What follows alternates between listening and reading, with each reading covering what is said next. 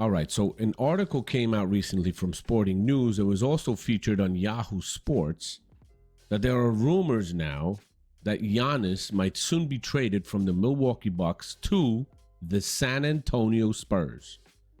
Now, the story comes from Andy Bailey of Bleacher Report, saying that the Spurs might try to pair Giannis and Wemby together. Can you imagine that? Wow. Picture this. Giannis Antetokounmpo and Victor Wembanyama, two basketball titans, standing side by side in Spurs jerseys. Twin Towers all over again in San Antonio. We had Duncan and David Robinson. Remember those two guys? Their combined 15 feet of wingspan isn't just stretching across the paint. It's practically swallowing the entire lane, like creating a human eclipse that would make even the sun jealous. Just one practice clip of that duo, forget about it. Hoops Twitter would crash harder than a dial-up modem in 1998. The ESPN app would melt into a puddle of digital despair, and Adam Silver himself would be forced to rewrite the rulebook on what even constitutes fair competition anymore. Man, would LeBron James be pissed. Seriously, what kind of unfair advantage would that be? Now, today we're not just dreaming. We're walking through the actual blockbuster framework that could turn that fever dream into a chilling reality. We'll dive into why Milwaukee, despite all its Giannis love, might actually pick up the phone, and how the rest of the league would be left scrambling, stuck playing for second place in a world utterly dominated by San Antonio. I mean, that would just be incredibly sick. Now, let's be real. Giannis has 3 years left on his Supermax deal. But there's really only one guarantee that matters to him. Ring number 2 still isn't in sight. And that's a problem for him.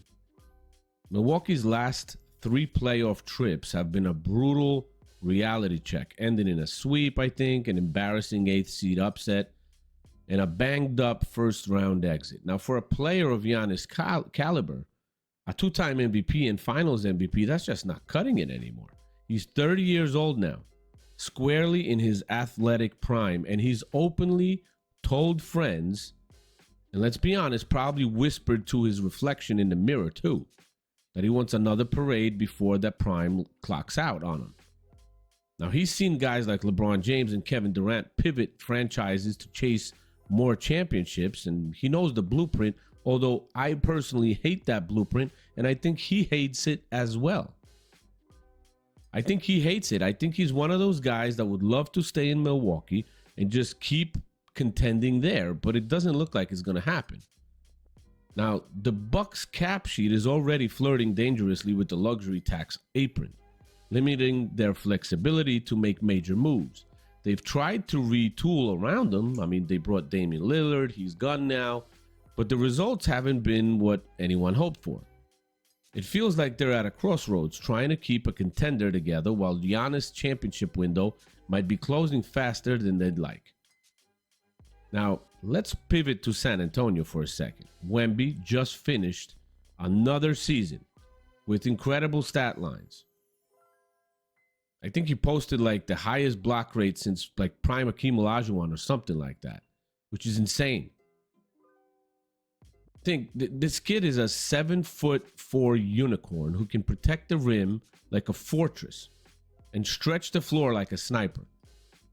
The Spurs, bless their hearts, have been patiently collecting assets, and now they sit on the motherload of draft picks, and you know, we're talking 7 first-rounders from other teams and stuff like that. And here's the kicker. They have 0 bad money on the books. Absolutely none. Like, translation, if the Greek freak ever waves his loyalty flag and decides it's time for a change, the Alamo City isn't just a potential landing strip. It's the most logical, perfectly paved runway on the planet. Like, this isn't just about a team needing a star. It's about a team perfectly positioned to acquire that star. All right, so let's get down to the nitty gritty. Okay, here is the bare knuckle offer that potentially could happen. The kind of trade framework that front offices are whispering about in hushed tones, checking to make sure no one's listening. Now, San Antonio would, of course, receive Giannis. Simply devastatingly effective. What does Milwaukee get in return for their franchise icon? It's a haul, plain and simple. They'd acquire Devin Vessel, Stephon Castle, most likely, Dylan Harper, that's what was mentioned in an article, and a staggering 4 unprotected first-round picks, specifically probably 226, 2028, 2030, and a 29 swap. Notice something missing? That's right, no salary filler. No second-round scraps, no junk contracts to clog up their books. This is pure, unadulterated value. Let's break down the return for the Bucks. 4 swings at the lottery, giving them multiple chances to land another future superstar. Potentially, of course, because we never know what's going to come out of the draft. 2 certified young starters in Vessel and Castle, who are ready to contribute immediately for the Bucks. And then there's Dylan Harper, a 19-year-old combo guard who scouts universally view as a future all-star, a potential cornerstone for their next era. This isn't just a collection of assets, it's a meticulously crafted package designed to reignite a franchise, which I think is at that stage where they need it. It's the classic win now versus win later tug of war, except in this scenario, the rope isn't just made of steel, it's woven from Wembanyama's hype, pulling everyone towards a future that feels almost inevitable. All right, imagine this. You slide Giannis next to Wemby in the front court. Suddenly, opposing offenses don't just need a game plan. They need a GPS just to locate the freaking rim. Because these two are going to make it disappear. Defensively, it's an absolute nightmare. Both can switch 1 through 5 with ease, covering every position on the floor. Maybe they're not perfect for guarding point guards, but they can do it. Both erase layups without even needing to jump. Their wingspans simply swallowing shots in midair. And both demand a double team on the block, collapsing defenses and creating chaos. We're talking about an impossibly long and athletic wall that would make even the most fearless drivers think twice. It's a defensive scheme so potent, it's practically unfair. Offensively, it's a cheat code, pure and simple. Wemby, with his improved shooting and guard-like handles, drags opposing centers 30 feet out to the perimeter, cleaning the entire runway for Giannis to bulldoze his way to the rim, now leaving slower help defenders in his wake. If teams try to sell out and pack the paint, daring San Antonio to shoot, Victor feasts on step-back threes at 7'4", a sight that would break the spirit of any defender. Now, let me tell you one more thing about Giannis. Giannis is about to start working on his mid-range game with Carmelo Anthony. Now, if he can improve greatly on that mid-range game, oh my goodness, that team would be almost impossible to defeat. Now add De'Aaron Fox blistering downhill speed and explosive playmaking into that mix, and you've got a 3-man action that ends in one of 3 ways: a thunderous dunk, a wide open corner triple for a waiting shooter, or a chase down block at the other end because Giannis and Wemby are always lurking. Vegas would have no choice but to install the Spurs as preseason title favorites before media day even tips off. Forget about betting lines. They'd probably just hand the trophy over. This isn't just a good fit, it's a dynasty in the making. It's the next Twin Tower era in San Antonio, reminiscent of the legendary David Robinson and Tim Duncan pairings, but with an even more modern, versatile twist. Okay, so nobody's going to pretend that losing a top 10 player like Giannis doesn't sting. It would be a gut punch, a painful farewell to an era. But let's be clear, these aren't pity tokens coming back to Milwaukee. This is a legitimate haul that sets them up for a sustainable future. Devin Vessel is a 23-year-old sniper who hit like high 30% on catch and shoot threes last season, while also showing he can create off the dribble. This kid, Stephon Castle, is a bulldog defender, a tenacious guard who can swing across 3 positions on day one. He brings an immediate defensive intensity that Milwaukee would sorely miss without Giannis, giving them a much-needed stopper. And Dylan Harper, the projected 2025 top 5 pick, is a 6'6" playmaker who models his footwork after young James Harden. Imagine that kind of scoring and passing potential joining the roster. Of course, this is future potential. They could grow into these roles. Combine that infusion of young, high upside talent with 4 extra bites at the lottery apple. And the Bucks don't have to endure the ugly, soul-crushing process phase that some teams go through. Instead, they skip straight to a sustainable retool. They remain competitive and use their draft picks. That's exactly the kind of blueprint a small market front office like Milwaukee dreams about at night. Staying relevant, staying competitive, and building for long-term success without really bottoming out. They gain flexibility, they gain youth, and a clear path forward, making the sting of Giannis' departure a little less painful, a little bit more strategic. Every contender in the Western Conference, Denver, Minnesota, OKC, the Lakers, the Clippers, would have to immediately hunt for another at least 6'8" versatile wing just to have a prayer of surviving a 7-game series against the new Spurs juggernaut. Man, again, LeBron James would be pissed. Their entire team building philosophy would shift overnight, forced to counter San Antonio's unprecedented length and athleticism.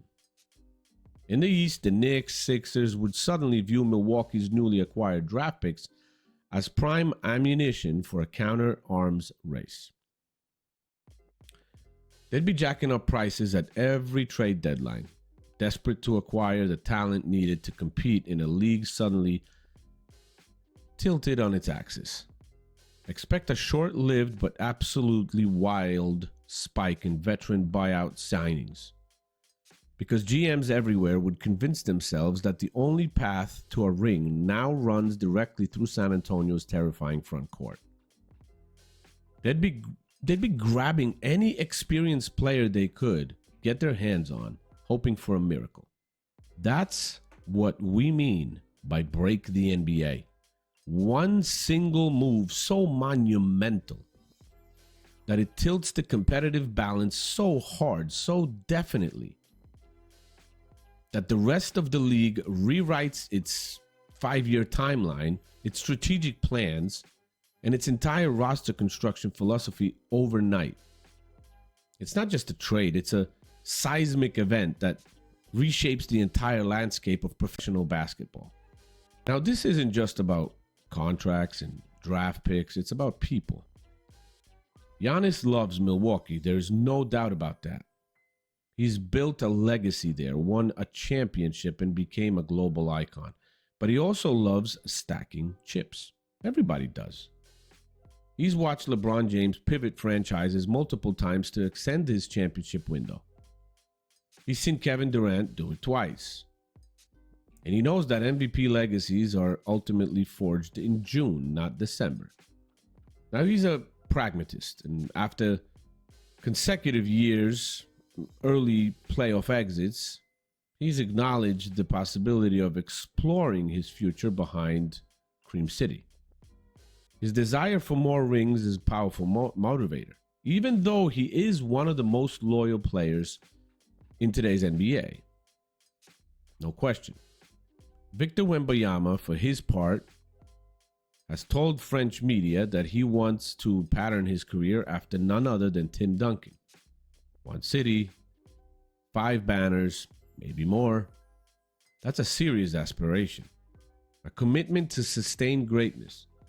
Pairing with another ultra worker like Giannis, someone who never coasts on talent and is obsessed with improvement, fits that ethos perfectly.